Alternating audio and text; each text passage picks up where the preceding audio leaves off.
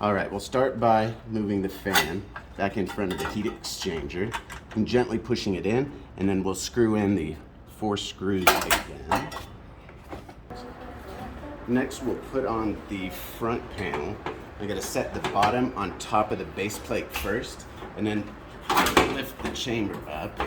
Then we'll start by putting in the 4 chamber screws around the perimeter, and then these 6 screws underneath for the front panel.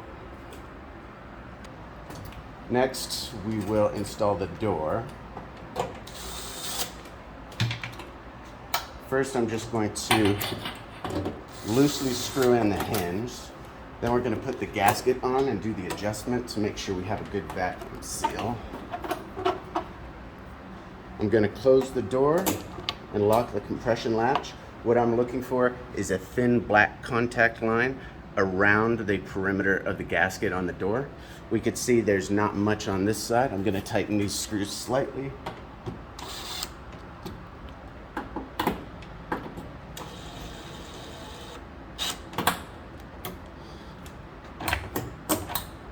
Now we have full contact. It doesn't need to be 100% contact, but a minimum of 80% is recommended.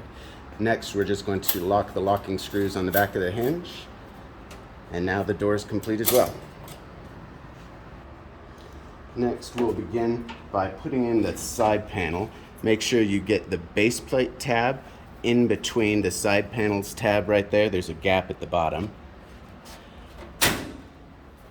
And then we'll start by doing the screw up top first, and then we'll do the screw at the bottom second, and then we'll continue the same way on the other side. Next, we'll do the right side panel, again making sure to marry up the tabs on the panel with the base plate. The screw for this one, yours may be different, is on the front where the module is. If it doesn't have a module like this, then it'll just be a screw on the top here, and then the same screw on the bottom down here. And you can move the power plate out of the way. Down. Next, we'll make sure to insert these 3 tabs into the top of the side panel.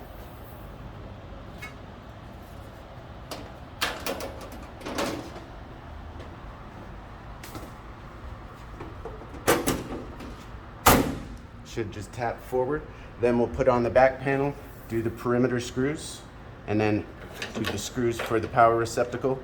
Make sure to pull your drain hose out through the side panel so it's not trapped inside, and you should be good to go. Now that we have the back panel put on and all the screws in, make sure to remember, if you do have a module, the 2 screws on top. Then you can go ahead and plug in your machine, turn it on, and we can begin testing.